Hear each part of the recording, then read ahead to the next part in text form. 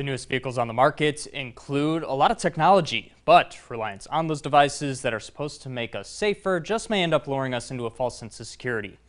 KX News' Robert Suhr is putting North Dakota first by checking out the latest technology and what you need to know. Gone are the good old days of driving when you only had to worry about three things. Approach intersections cautiously. Number two, don't depend on the right of way. Number three, before turning, slow down, signal, and look in the mirrors.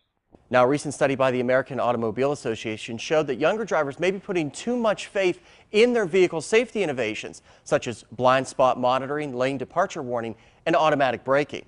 Jed Gear runs the First Gear driving school in Bismarck and tells me when he's teaching young drivers, they limit the access to such technology like a backup camera. First question we'll ask is, if they have access to a vehicle with a backup camera. Most kids do, and so we don't necessarily shut the backup camera off. We will cover the backup camera, put a piece of paper over the screen or whatever. We will then allow them, we'll kind of morph into them being able to use both the mirrors and the backup camera.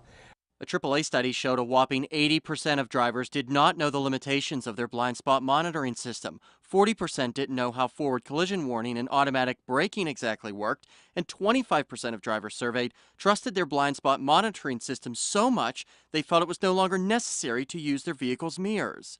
The concern doesn't just lie with the new driver. Some longtime drivers I talked to said they are even caught relying on their technology too much.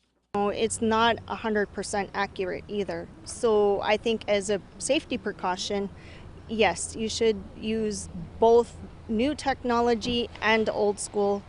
If I'm backing up and I'm not actually looking to what's behind me, what if there's a small child that's underneath my camera?